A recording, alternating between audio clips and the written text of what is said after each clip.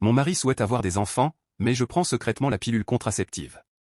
Évidemment, un compte jetable. Il y a un moment, mon mari et moi avons convenu d'avoir des enfants et nous avons commencé à essayer. Nous sommes tombés enceintes dès le premier essai. Pas de blague. Il n'était pas content de cela. Il a dit que cela avait pris plus d'1 an à sa sœur et à son mari, et je suppose qu'il était impatient de toute l'activité amoureuse supplémentaire, mais il a aussi dit franchement qu'il n'était pas prêt après avoir dit précédemment qu'il l'était. Il voulait avorter. Pour ce faire, j'ai dû passer une échographie, j'ai eu les photos, j'ai entendu les battements de cœur, tout ça sans lui, car je ne pensais pas qu'il méritait d'être avec moi pour quoi que ce soit, puis j'ai avorté. Ce n'était pas un homme avec qui je pouvais envisager d'avoir des enfants. J'étais furieuse, mon corps et mes hormones ont beaucoup souffert. Après cela, notre vie sexuelle est passée en dessous de zéro, et il y a eu beaucoup de disputes. Et quand je dis beaucoup, je veux dire beaucoup. Nous n'avions jamais argumenté auparavant, mais le fait que mon corps ait enduré tout ça pour qu'il dise d'abord qu'il n'est pas prêt maintenant, pour ensuite parler de la manière dont il veut toujours des enfants, m'a vraiment énervé. Donc, c'était il y a un moment. Nous avons fait des réparations du mieux que nous avons pu et avons cherché une thérapie. Le problème, c'est qu'il parle maintenant d'essayer à nouveau. Il a même dit franchement qu'il était impatient d'avoir plus de relations sexuelles. Très mature. Je souris et j'acquiesce, et même si nous sommes en paix sur tous les autres points et que nous sommes d'accord sur tout le reste de notre vie, ce n'est pas le cas pour cette question.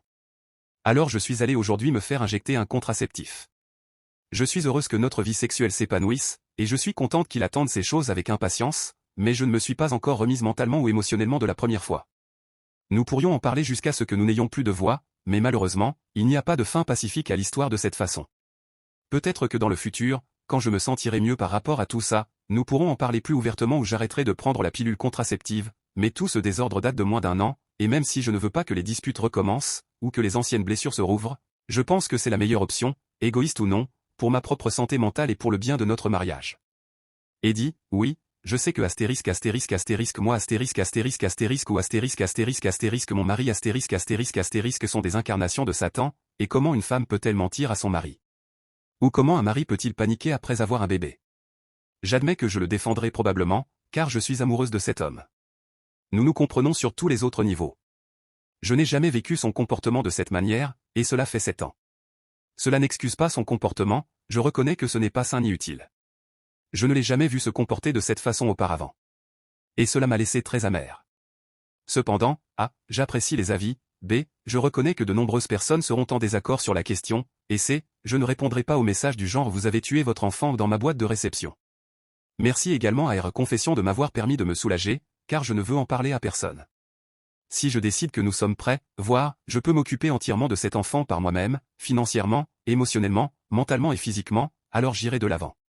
Cependant, jusqu'à ce moment-là, les choses sont en suspens. Je reconnais que de nombreuses personnes diront au divorce. Tumulte, mais les relations humaines, les expériences et le mariage lui-même sont beaucoup plus compliqués que cela. Vous êtes tous formidables, j'apprécie toutes les réponses franches, sarcastiques, drôles et honnêtes.